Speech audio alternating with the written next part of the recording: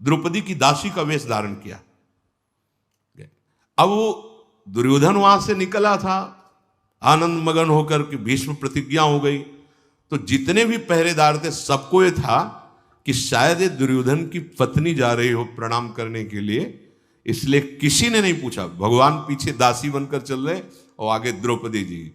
और भीष्म जी जैसे महापुरुष की भी बुद्धि में यही, सब बुद्धि के तो बाप यही है ना, आप ही सब बुद्धि के पिता हैं, सबके जनक हैं। जाके प्रणाम किया पितामह को। स्वाभाविक उनके अर्ध निमीलित नेत्र रहते थे भगवान के ध्यान में। महाभागवत है, सौभाग्यवती भव।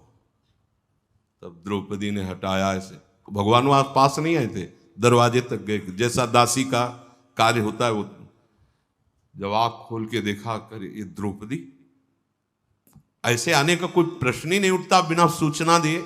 बिना सूचना दिए तो जिनके पक्ष में है, शिविर तो लगा हुआ है दुर्योधन के पक्ष में ना, भीष्म जी दुर्योधन के पक्ष के प्रधान सेनापति हैं, ऐसे कैसे कोई आ सकता है? तो कहीं कोई संभावना ही नहीं थी कि द्रौपदी हो सकती है। उनको भी यही था कि दुर्योधन अभी वचन दिला के गया है तो उनकी पत्नी प्रणाम करने आई।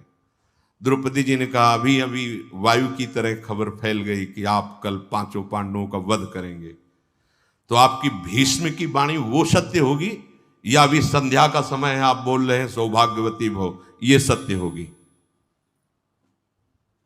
उनका वो कहां है जो तुम्हें लाए? क्योंकि ऐसा हमें फंसाने वाला तो सिर्फ एक ही है, जगत गुरु, दूसरा कोई हो ही नहीं सकता। वो कहां है?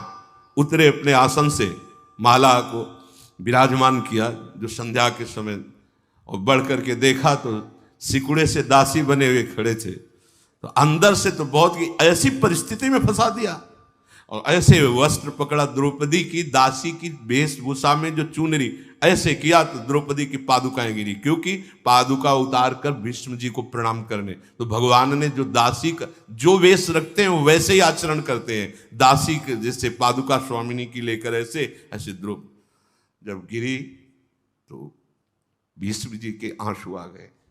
और द्रौपदी से कहा, बेटी, ये अखिल कोटि ब्रह्मांडों के स्वामी जब तेरे लिए इतना कर सकते हैं तो तेरे सुहाग को कौन छू सकता है? काल की भी ताकत नहीं।